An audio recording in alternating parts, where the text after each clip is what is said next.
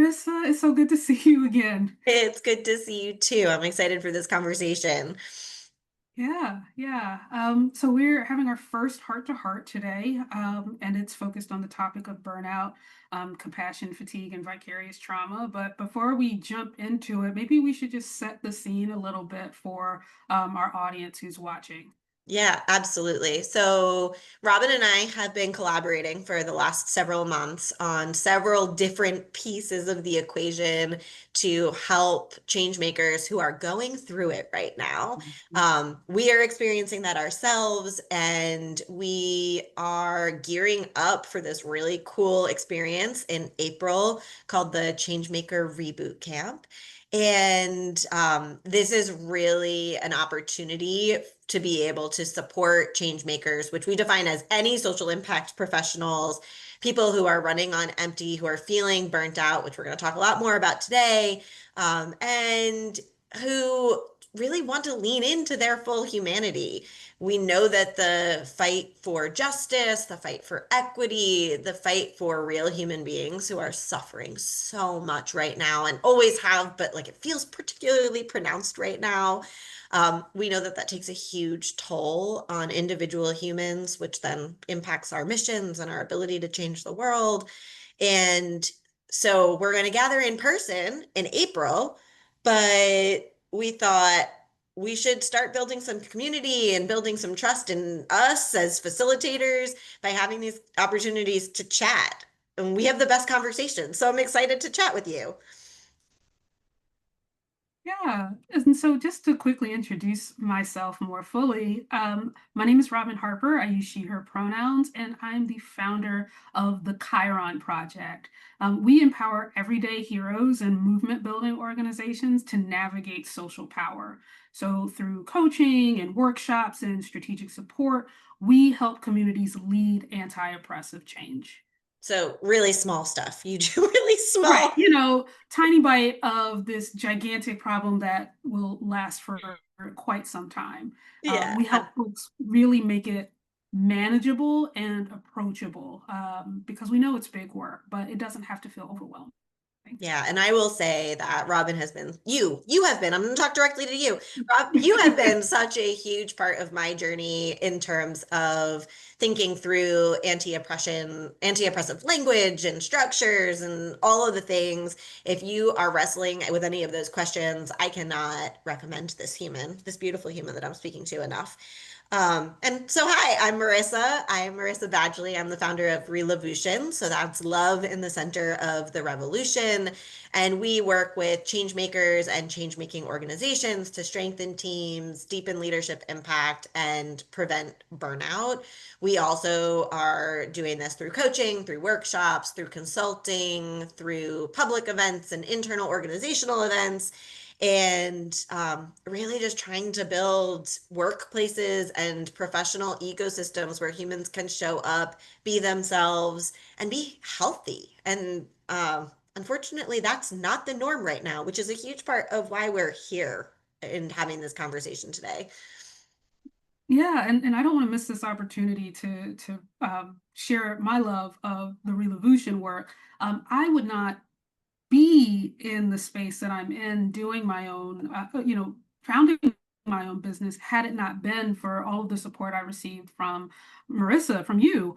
Um, I was facing burnout like you wouldn't believe, and I didn't really know how to find my way out of it. And so by working with you, particularly those intense coaching sessions that you offered, I was able to kind of reset and create a vision that not only reflected the sort of work that I wanted to do, but reflected the sort of life that I wanted to live. And so all of a sudden things became more sustainable. All of a sudden things became more realistic and still aligned to my values. So just a big shout out for the work that you do at Reloveution as well. Yeah, thank you for sharing that. I honestly hadn't even made that connection around like what our origin story was. Like we've been working together for so long at this point. I feel like I've known you forever. And it's just so interesting this feels like a full circle moment where you came to me when you came into my orbit it was when you were in the throes of burnout in a professional environment that was really causing you harm. And so that's sort of a preview to some of the stories I think that you're going to share. But Absolutely. that's really interesting. I hadn't thought about it. Yes, yes, yes. So I myself have also had a pretty profound journey with burnout and compassion fatigue and vicarious trauma. And I'm going to tell more of that story and how it's shown up in my own life. And now I'm really on a mission to help prevent what had happened to me from happening to other people because it's preventable. And so we know that in the nonprofit sector, here's some fun statistics for you. And by fun, I mean demoralizing and awful. We know that in 2025, so this year, 90% of nonprofit professionals say that they are concerned about burnout, and that more than half of nonprofit professionals are impacted by burnout in some way. And for nonprofit leaders in particular, it's even the statistics are even more dire. Um, so I know that when I was going through it, I thought I was alone. I thought there was something wrong with me.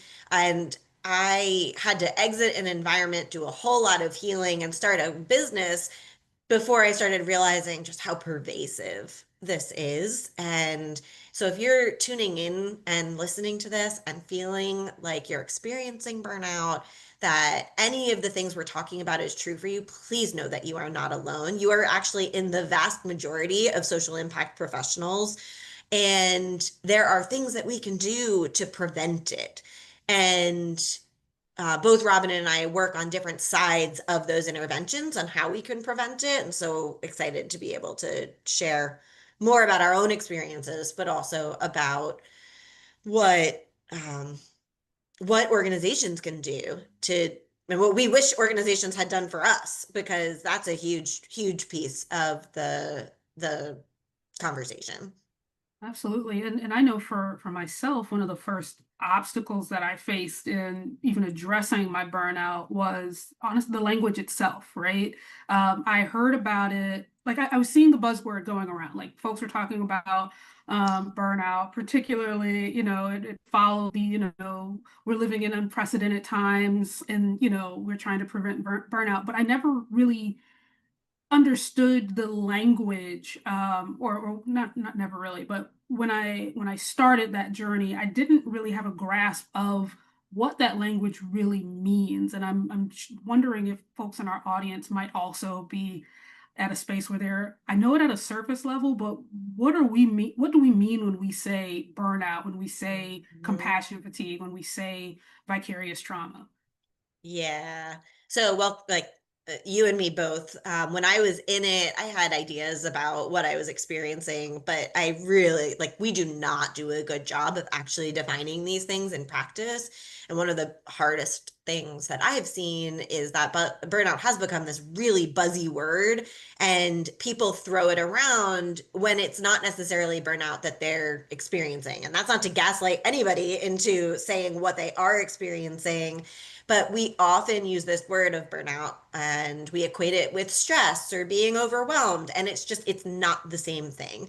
So, stress unto itself isn't always a bad thing. We need like low doses of stress actually to fuel our creativity and to motivate us. And if we weren't at least a little stressed about what was going on in the world, we wouldn't want to change it. So, stress isn't actually the problem. Stress becomes the problem when we don't manage it and when we don't take time to close those stress cycles. And so, one of the biggest pieces of my work with leaders and with organizations is getting this clarity that you're referring to, right? Is it's like, what are these things in practice? And so, one of the big surprises in my research early on in this work was that it wasn't just burnout. And I'm going to give some definitions for a bunch of different things. But for people in the social impact space, we have burnout, we have something called compassion fatigue, which for me, learning existed was like one of the biggest reliefs of my life because it was like, oh, there's a word for this. Yes, yes, that's me. Like, put me in that box. Um, and then we also have something called vicarious or secondary trauma, which is just as nefarious as the other two, but also something that we really just don't do a good job of talking about. So, let's just give some very quick definitions here. So, burnout is not stress. Burnout is the profound and often debilitating physical or emotional exhaustion that professionals might experience as a result of chronic stress that has not been successfully managed or healed. So the important part there is that it's about chronic stress and then not managing it or healing it. So for folks in the social impact space, and I know that I am and was one of these people, the work is so important. And so we push through and we're like, yeah, that's a little bit of stress, but I can get through it. And then more stress adds to that, and more stress adds to that, and more stress adds to that. And we don't take the opportunities to refill our cups, to rewire our nervous systems. And then all of a sudden we move from not just like being aroused in stress, but or to have that stress stimulus, but to chronic exhaustion that manifests in really, really profound physical and psychological ways. I'll talk more about how that manifested for me in a little bit. But again, so that burnout is this physical and emotional exhaustion as a result of stress that is not managed or healed. Um, and then to add to the vernacular, we have this concept of compassion fatigue. And compassion fatigue is a form of burnout that manifests as physical, emotional, and spiritual exhaustion as a result of helping people who are in distress or who are experiencing suffering. So in the social impact world, that's what we do. And if you're a leader, that's also what you do because you are holding the emotions of your team who might be on the ground dealing with and like responding to distress and suffering in the field. And so this it's an emotional erosion, it's a physical erosion that takes place when the helpers, who are probably our listeners, when the helpers can't refuel or regenerate. And when we don't take that opportunity. So it's again about not managing that stress and not giving ourselves the grace and space to process the really real stories of the humans that we are interacting with. And then, and so again, that was like really, really relieving for me to learn existed because I am a helper. I've been a helper since I was 2 years old. That is a thread in my life that I resonate with, and I want to help people in their moments of suffering. And for a long time, because of my own narratives and because of the narratives of society, I thought that I needed to martyr myself, and that results in compassion fatigue. And then we have this third force, which is around or is vicarious or secondary trauma. And this is its own thing, but it is equally important to this conversation. So, vicarious or secondary trauma refers to the emotional residue of exposure to the traumatic stories and experiences of others. This does not have to be direct. So, what we're seeing in the field is that, yes, there are many of us who serve on the front lines. We are witnessing the trauma, terror, fear, pain, suffering of other people. But there are also the people who are absorbing those stories because they're on the marketing or communications teams. And so they're the ones telling the stories of the people who have been most traumatized. And so, what we know is when we witness, either directly or not directly, when we witness that fear, pain, suffering, terror, it shifts our worldview and initiates a traumatic response in us as the helpers ourselves. And some really interesting research shows that it actually impacts the secondary person, their brains, almost identically to the people who are experiencing that trauma themselves. So it transforms our brains when we're exposed to trauma, which compounds burnout, it compounds compassion fatigue, but it also compounds with our own experiences of trauma. So I have experienced traumatic experiences in my workplace and beyond.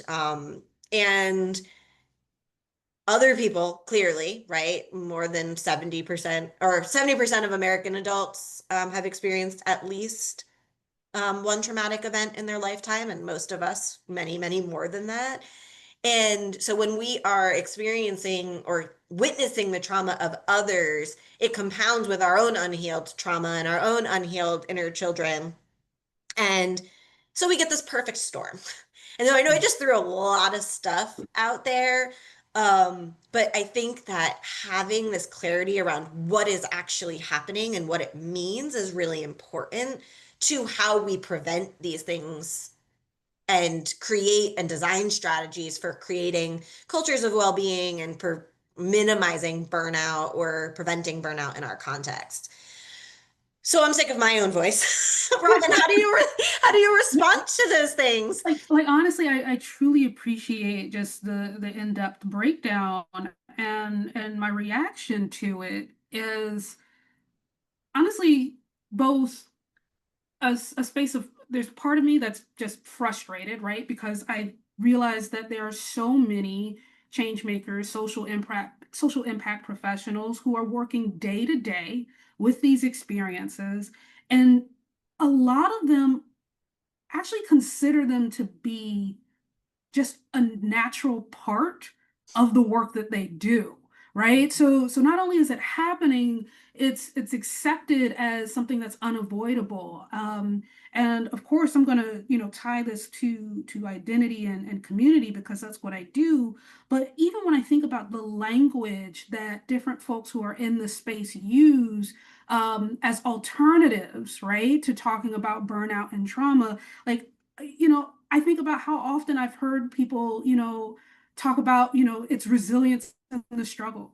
The struggle that a lot of times we're talking about is the burnout, is the vicarious trauma, it is the compassion fatigue. And sometimes folks don't even use that language of trauma because what we can sometimes think of as trauma, they're just thinking about as history, right? So for me as a Black woman, I grew up in spaces, my parents, my grandparents, we were constantly talking, but not talking about trauma, and the ways in which we should navigate it. And the ways and the strategies were often grounded in survival, not necessarily success. And so I wanted to just reflect back to you, like having some less how do I call it, less weighty terms to talk about the experience that kind of disconnect our sense of self from those experiences in ways that allow us to really grapple with them. It's helpful. It's incredibly Yeah. helpful. Yeah, I think a piece of it is like we got to name it to tame it, something that I say quite Mhm. frequently. And so we can name what is happening to us without judgment or without value. And something else that you just said that really like resonates with me is that so much of this is around like generational and societal storytelling and the narratives that we tell ourselves. And I know that like in my own family system, and like my social system, I was rewarded for overworking and for martyring myself and for you must be so strong for doing this work and I as a words of affirmation person sucked it all up and that fueled me for a little while, but it didn't fuel me for very long. And I think that these narratives around like you just have to keep going, right? Mhm. That's not just an individual thing. Like you said, it's generational. Like our great great grandparents said, you just got to keep going. And their great, and then their children said, you just got to keep going. And we have this judgment and this like push that is so beyond our just our individual experiences to be resilient, like to use the language that you used, to be able to push through and overcome. And that's good, right? Resilience isn't bad, overcoming isn't bad. Yes. And I wish we didn't have to do quite so much of it. Yeah, yeah. I mean, I think it's, well, I'm just, there's so many thoughts going through my mind because it really makes a difference in how we're approaching this conversation about preventing burnout and disrupting these narratives. It's not to do the purpose of this is not to do the work. This is the work. Like this is the act of dismantling these systems and ideologies that aren't serving people, let alone the most societally impacted people among us. In order for us to do this work on behalf of others as change makers, first we have to be able to see how it shows up in ourselves. And Mhm. so one of the things that I know is really crucial to being able to do that sort of internal reflection is breaking down some of the myths that society has taught us. Mm. So one of those is, burnout is really just about how long you've been working, right? Like if you worked so many hours or, you have this monumental task, that's the reason that you've been burnt out. But again, let's step back for a moment. I'm sure many of us have experienced what it looks like to be in flow, right? There are times where I have been working on an idea and it feels so good that I don't want to stop. You look at the time comparison, one might call me burnt out just because of how long I've stayed in a space, but the difference really is around the agency of choice, Mm. right? That was a situation where I was choosing to do something that felt good and right for me. And that's where my time just so happened to be spent. That's very different from feeling like you have to work these long hours at the cost of the things that you know will feel good and support your well-being. That's Mhm. where we're getting into the nuance of burnout. Yeah. It's And can about, I interject there? of I course, think that it's like really, really important to this, just to the entire conversation, that so much of the myth is in like the workload being the problem. And I have leaders come to me all of the time being like, I don't understand why people are so burnt out. Like their work hasn't changed and like they should be able to get this to-do list done so easily, right? It's not that much stuff to do. And there's this piece, it's like, well, that's because it's not just about workload.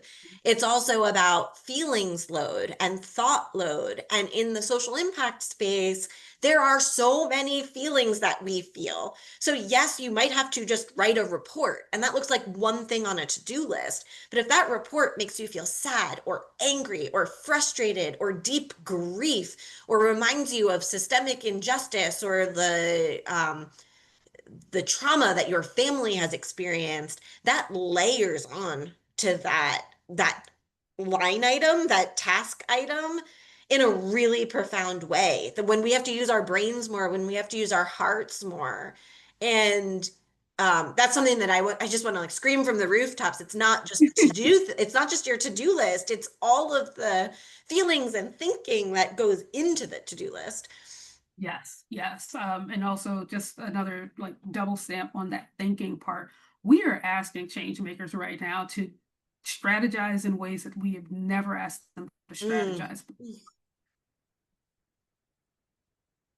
in an emotional situation that is so hard to deal with. And so I'm like, when I think about what work looks like, right, these days, sometimes it is truly all in your head, unpacking, thinking, re-strategizing. And sometimes that's not going to show up in a way that most organizations and workplaces are equipped to recognize as progress or work. And Mhm. so then you're like, oh, you must have time and space and energy to do these things. And so you might add on or say, oh, this person seems to have less on their plate. Let me lighten my load by putting that on them.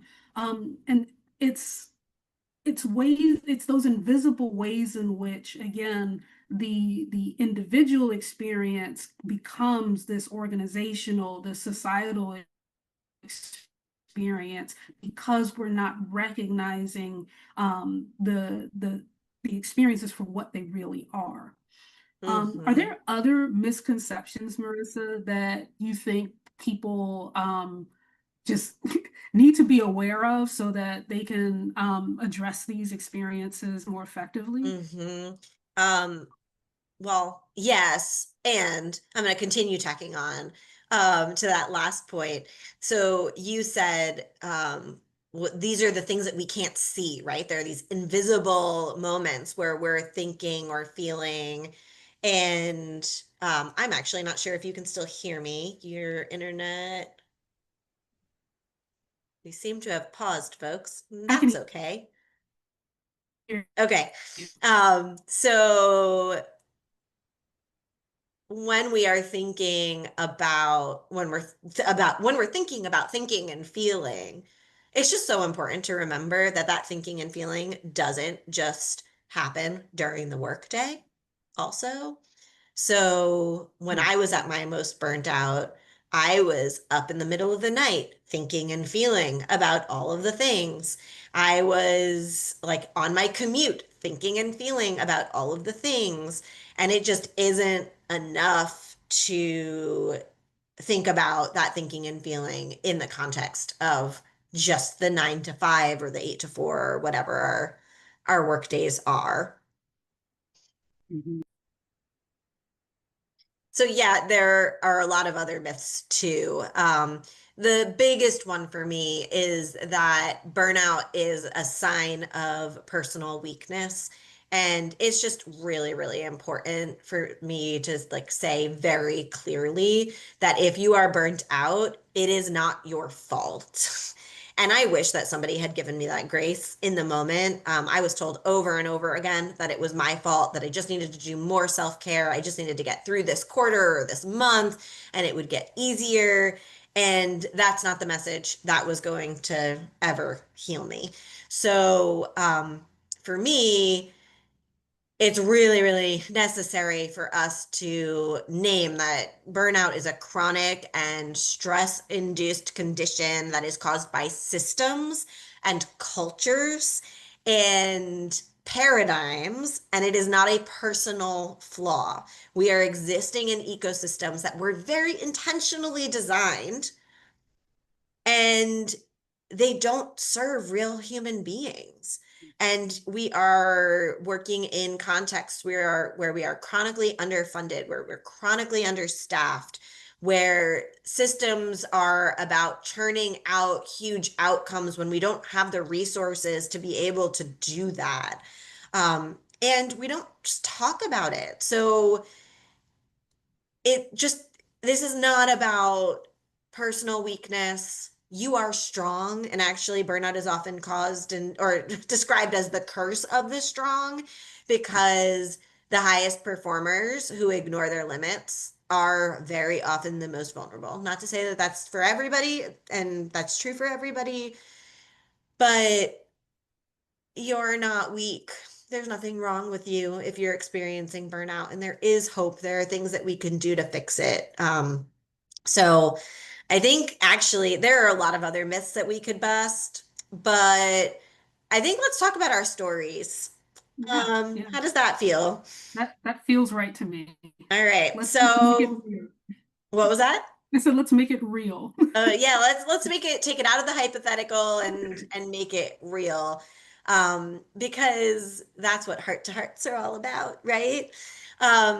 So Robyn, tell me a little bit about your story. Ooh, what How, a big question. yeah, how have burnout, compassion fatigue, or vicarious trauma shown up in your life, your work, your now? So I would say I would call myself honestly a chronic burnout survivor. I have gone through many phases of burnout. Um, each time learning something new and getting better, but I named that to say that it's not this thing that you just realize that burnout exists and you go to you take the right training and then all of a sudden you never experience it again. It's a huge lifestyle shift, and it's so Mhm. um, what I oh, are we having internet? Mm-mm, you're good. I was just buffering it Oh, for okay, you. yeah, no worries, no worries. So let me just give. one of my stories. So most recently, before meeting Marissa, actually, I worked in a public education role. And again, public education is one of those spaces where we're always talking about understaffing. We're always talking about under-resourcing. And I was no different in that space.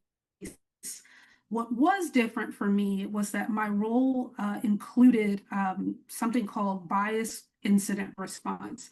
And so, just for the purpose of this audience, what that meant was I was responsible for responding to incidents or alleged incidents of hate and bias and discrimination that popped up in our schools as they were reported. Talk about compassion fatigue. Every time one of these incidents came to my desk, obviously I'm thinking about the children, right? Deeply, deeply passionate about how I did not want young people to experience things that were so harmful because we were responsible for them being school leaders and educators. And so I was in this space where truly constantly paying after paying after paying was coming to my phone on a team that, mighty team of two, um, being asked to work with a large urban district. Um, I was so burnt out. Like we talk about that both emotional and cognitive load, having to figure out what's going on, how am I going to solve it? Thinking about what does the community need? What do the children need? What does our communications team need? Like, we're public institutions, so there's lots of government rules that need to be applied. So many things day after day after day that required those, again, long hours and deep intentional thinking with a high risk of consequence should I not do my job with quality and accuracy. That was one piece of many parts of that role. So again, that plus so many other things, I got to the point where I didn't know what to do, right? Like it was a job that I signed up for. It was a job that I loved, right? Like even in that space, like it gave me a my work gave me a great sense of purpose. Um, I love the impact that I was able to make with communities. Like, for every incident, I can also remember, a parent, a teacher, a principal coming to me and saying, thank you for the work, but I couldn't sustain it. And so it got to the point where I was struggling to look around and figure out what do I do? All those routines and self-care that I learned in the last round of burnout were falling to the wayside because my routines weren't able to exist in the new context. And so in that situation, I was really searching for both affirmation as a change maker, as a social impact professional, because it felt as though everyone was experiencing the same thing, but it didn't feel like anyone was having the same reaction that I was. Um, Looking for that reaffirmation, but also looking for how do I adapt what I know for this context and what parts are on me and what parts are on the system that I was working in. Um, I think I'm gonna pause before I get into like how I got out because I'm curious, Marissa, like is there a specific story of burnout and compassion fatigue that comes to mind for you?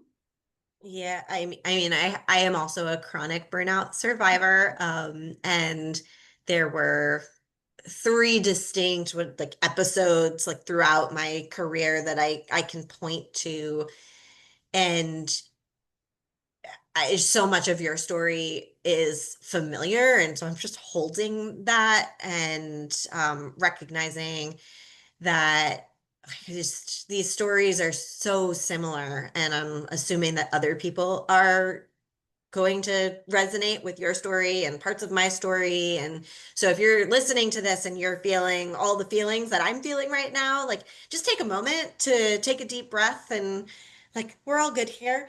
The good news is that Robyn and I are here right now and being able to have this conversation.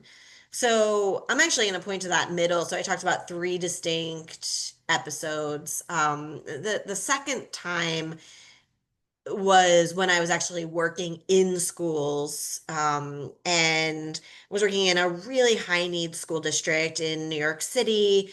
And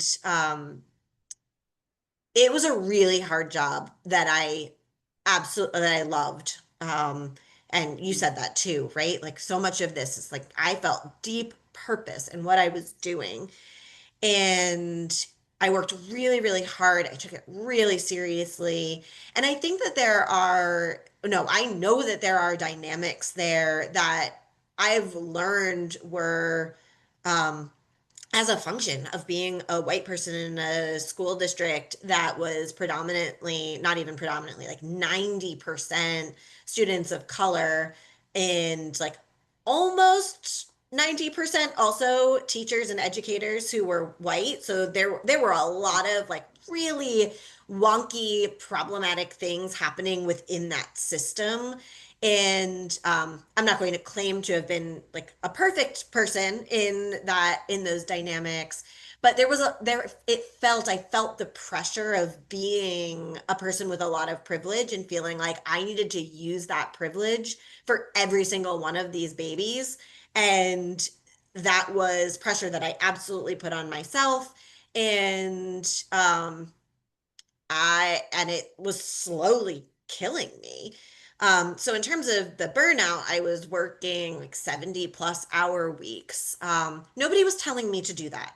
I want to be very clear. There was no supervisor that was saying, hey, you should be here until 11 o'clock at night. It was me feeling like, no, no, no, in order to do this job well, um, I need to be here until the work is done, but the work was never done.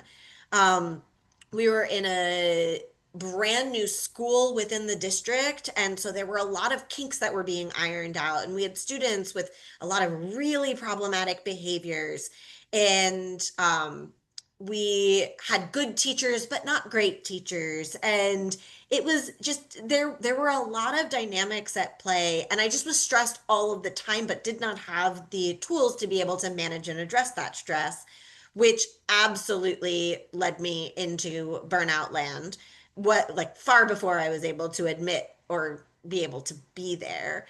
um we in terms of the compassion fatigue stuff, we were we were we were in a very high poverty district. There were limited resources in the communities, not just in the school. And I was constantly pushing against that. I was constantly feeling like I wanted to help and there was no way to help. And it was like, or there were small ways I could help, and I never felt like I was helping enough, which made me want to help more. We also had some dynamics, and I'm expecting that this was also true in your experience, where we had like a really high frequency of students and staff who were experiencing mental illness or other dynamics that were just really hard to deal with emotionally.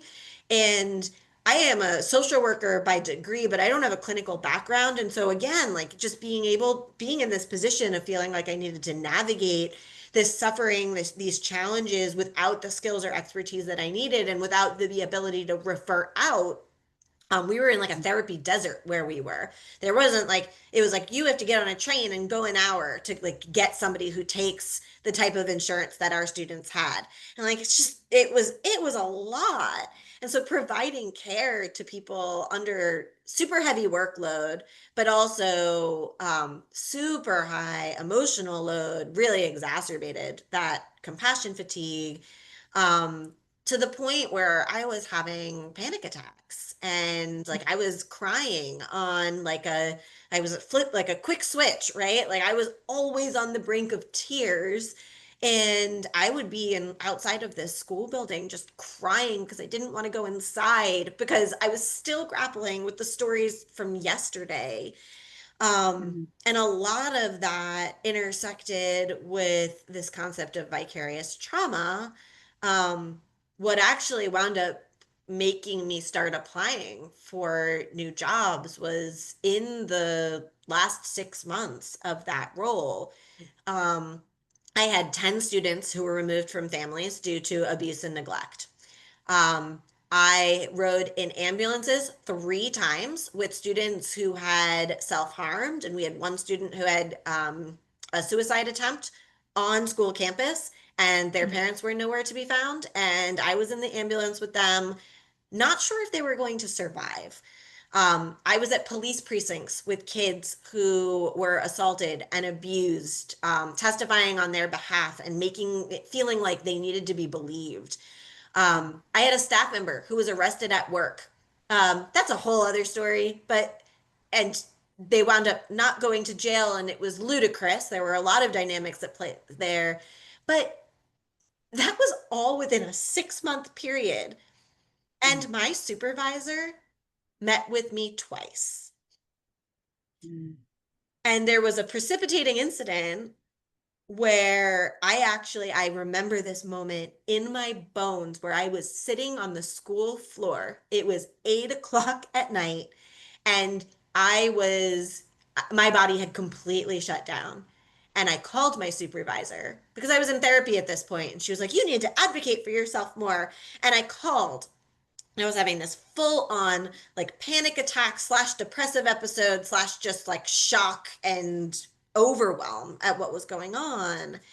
And my boss's response was, "Well, have you done the paperwork that you needed to do?"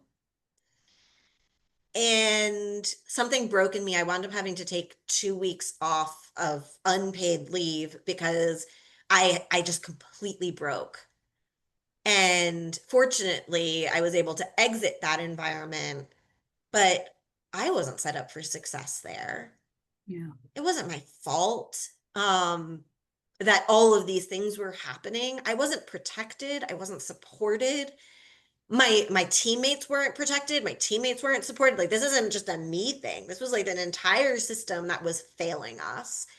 And this is what I hear still in the field with the organizations I work with the people that I work with. These are our stories. Yeah. And it's deeply traumatic. And I'm still not over it. I still feel like all Mhm. of the feelings in Yeah. my body. And so, like, we need to get into strategies. We've been talking for a long time. Like, we wanted to talk, like, there is hope here. But I do think it's important to just, like, recognize that, like, these stories are intense. Not everybody has gone through, like, that level of like that was a lot, right? Like, Mhm. and so if you're like feeling, well, I'm burnt out and I have not gone through like half as many things, it doesn't matter, right? Yes. It Yes. just doesn't matter. Like the fact that all of those things happened to me is terrible, and I don't wish that on anybody. But if you are experiencing one of those things, it makes a huge difference on how you can show up. And it just, anyway, I that was a lot. But what's coming up for you now, Robyn? Oh, so many things. One, I'm reminded again that both of us have uh background in education, but I want to make sure that folks understand like that happened to be the story that we both picked. It showed up for me in other places too, right? Sure. Like I can talk about the difference between what burnout felt like in public education versus what burnout felt like in a nonprofit where we were constantly I was involved in things that would constantly be going out to the public and to Congress people, and so there's a different sort of pressure and need to get things right and get things done that show up in that space. But I Yeah. think more importantly, I'm reminded both of the impact that burnout has not just on ourselves, right? Because I can speak to the health situations and the relationships that didn't get watered in my life because I was constantly thinking about work and things that weren't really supposed to be thought about when I should be with Mm, others. Uh, um, but also the impact that it has on other folks, right? Like it means that we showed up differently for those children. It means that we showed up differently for those communities because we weren't working at our 100%. Mhm. I shared an experience where, well, slightly different because you spoke about what it looked like for you to go to your supervisor. In my situation, I was terrified to even go to my supervisor with my feelings of burnout. Why? Because that supervisor I already knew was burnt out. And so I felt like I can't talk about my burnout to someone who is also burnt out. But after my therapy, shout out to therapists working with change makers. Um, after my therapy, I realized that I needed to find one safe person at work. And I made the very courageous, very risky decision to actually speak to someone a little bit higher up the ladder, not because of their positionality, but because of the relationship that I had with her. I saw her at times as being more of a mentor role, regardless of position. And I kid you not, the difference in what my experience was in that situation to what I'm hearing from you, Marissa, to be to be told by someone in senior leadership, it's okay, take a break. It'll be here when you get back. We need you to rest in order to sustain. Before we even got to strategies, there was a weight lifted for Mhm. me. And so having leaders who are prepared to respond to folks coming to them expressing burnout appropriately, even though, again, I'm not saying that she wasn't experiencing burnout. If I was experiencing burnout, I'm sure that a senior leader was also going through it as well, with far more, consequences to their burnout should it, impact their work and what they do. But she didn't make it about her. In Mhm. that moment, it was really like, how are we going to prioritize the well-being of this staff member that not only do I care about, but I know is essential to the work that needs to get done, right? So Yeah. even if it wasn't a personal relationship, she understood that investing in my well-being and helping me prevent burnout was also going to benefit her and her team. Mhm. And so I think with that, I'd love to hear, like, I don't know that even she as a senior leadership had real access to strategies related to it, right? Like she could Mhm. offer kindness and compassion, which went a long way, but I don't know if she really had strategies for that she could share with me as an individual or strategies that she could have passed on with her team on how what do I do now that I've seen this problem show up? Yeah. And I think that's the biggest problem. Hmm. Well, no, there are lots of biggest problems, Right. I think. But one of the biggest problems here is one that we don't talk about this in the open enough, and we are getting better at it. But we have really good intentioned leaders who want to show up, but aren't invested in and aren't given the strategies to show up not only in a compassionate way, but in a way that is trauma informed, that is healing centered. Like, what are the right things to do for somebody who, in my case, I didn't even like talk about this. Like, I was experiencing such profound physical symptoms related to my burnout. So I had mentioned like the panic attacks, the crying, and like that's all physical, but it's mostly like emotional stuff. I was in a position where like I was in so much physical pain and no doctor could figure out what the pain was caused by. And I would be in my check-in meetings with a supervisor. This is a different situation in a nonprofit ecosystem, not in a school, where I'm like clutching my stomach because I am in so much pain. And like my boss was like, I'm so sorry. Like, do you need to take the day off? And that is a perfectly acceptable thing to do. But Yeah. the pain wasn't like going to be solved by taking a day off. Yes. And I wish that she had had even just like two or three suggestions beyond like go for a massage or take a bubble bath. Um, to be able to really like help me move towards like real healing. Mhm. And I have this is an area where I've grown. I have like a lot of grace for leaders who are in that position. For a little while, I there was a lot of blame and finger pointing and like how dare you, like I can't believe you didn't take care of me. Something I talked a lot about right after I left my job was like part of the reason I had to leave my job was because I started advocating for myself and trying to say no to things and negotiate, and it wasn't allowed and it wasn't permitted. And that's true, and that was problematic, but they didn't know better.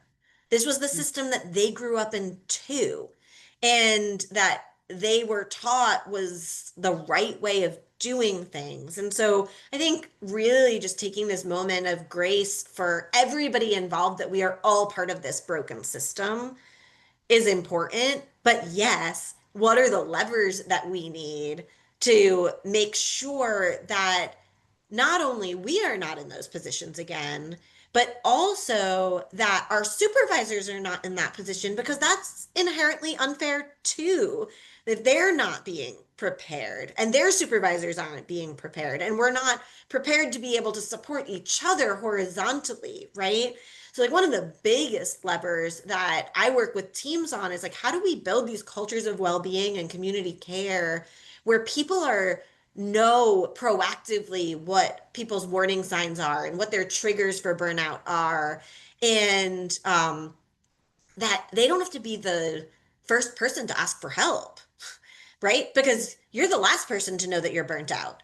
Right. Usually, your teammates know much sooner. Your boss can observe much sooner if they can see, oh, being a little bit more aggravated in work meetings or not talking at all in meetings and like siloing off.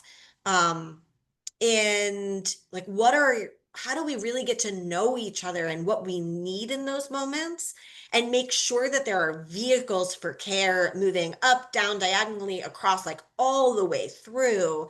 And it's not that hard to do, but it does require us to intentionally pause. And what's resonating with you about like in that?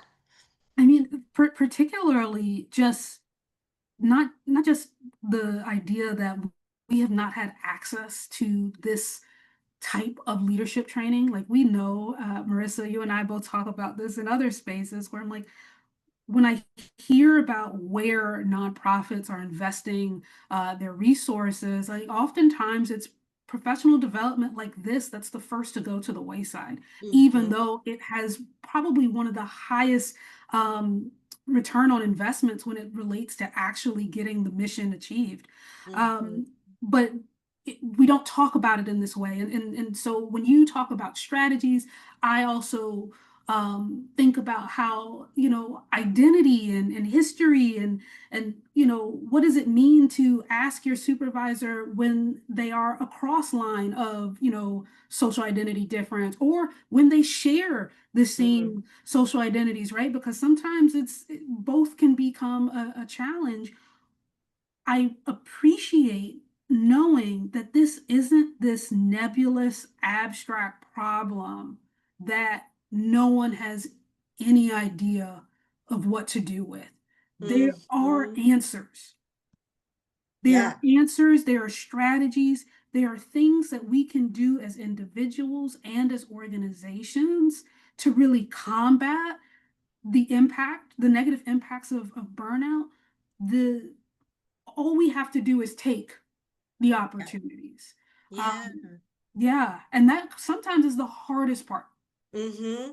And we have to prioritize it. And this is where, like, you and I have been talking a lot also about like the reboot camp in April, right? Mhm. Is this opportunity for people to come together to share these stories, to be able to learn some of the skills and strategies within a safe community of people who really get it and who have been there, so that we can start doing this differently together.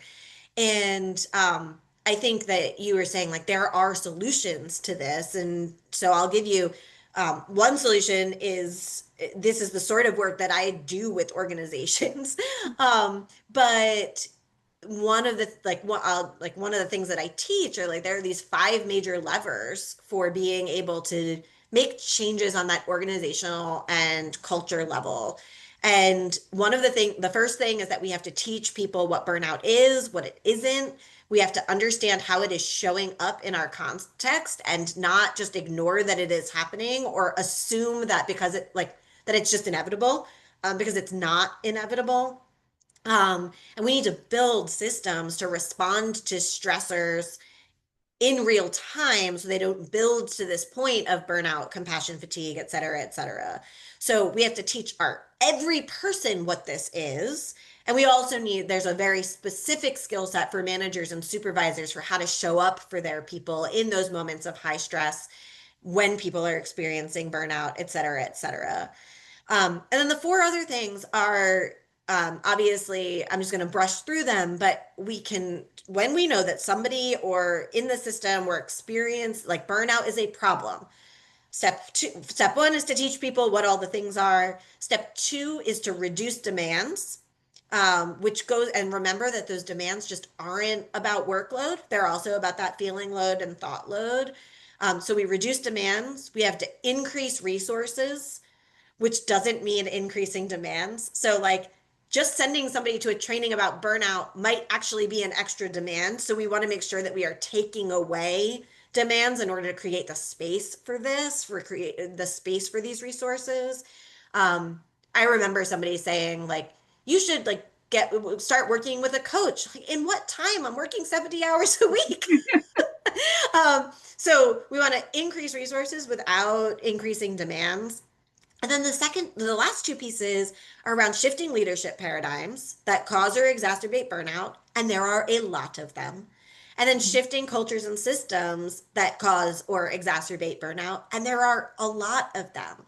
And it is possible to do, but it does require us to care enough to do it. So this conversation has gone a lot longer than either one of us expected it to, but maybe we should Yeah, have known that it was going to it's go rich. longer. And so I feel like we're just scratching the surface here. But I'm curious, Robyn, if there's like one thing that you hope that professionals, social impact professionals would know, one thing that you hope that they will take away from this conversation, whether they are a leader, whether they're frontline staff, like what's the message that you want to make sure that people feel in their hearts as we leave this conversation? Yeah. Oh man, I would say um, what I want folks to um, leave with is we do not work in a social vacuum. Mm, All of the socio-political, socioeconomic, cultural, identity-based challenges that we are facing in our communities and in society at large, they don't actually go away just because you've clocked in. So what that means is that work environments should be prepared to respond to and adapt to the realities that this additional cognitive and emotional load is putting on employees and leaders, particularly those who are directly being impacted by some of these policy changes, again, social challenges. Um, Oftentimes, we don't address those realities head on because we've been taught that that's not a conversation for work, mm, or we don't feel comfortable addressing something that doesn't show up in any of our business leadership books. Um, mhm, I want folks to understand that that is a part of your role as someone who is trying to create a culturally responsive, um, uh, trauma informed. You know the terms that are coming to mind. If you think that your role is to create an environment where those things are true, then you cannot ignore this aspect of the mm, work. mhm. 100%. And as you were speaking, I changed what mine was because everything Robyn said, what she said, and that's a lot of pressure, right? So if you're a leader and, or it could feel like a lot of pressure. So if you're somebody listening to this and going, but I'm burnt out, I don't have time to like prioritize this, right? And like you just told me, don't increase resources while also increasing demands. And so like this is a balance, right? And neither Robyn nor I want to add additional work. Ideally, this just becomes how we do things, which is why it can't just sit in the individual, like about individual experience. Because if we can create cultures that where care flows freely, where people recognize burnout, where people understand what compassion fatigue and vicarious trauma are, when we have people who have the skills, those skills just layer on top of all of your other skills. It's not more work. Um, and so, yes, in the short term, there might be some recalibration, there might be some training. But what it looks like when we do this well down the line is just organizations who that are become really healthy ecosystems for people without a whole lot of extra labor. And that doesn't mean we're not going to experience hard things. And it doesn't mean that stress, we're going to just eradicate stress in our environments. But it does mean that we build a different type of social impact sector.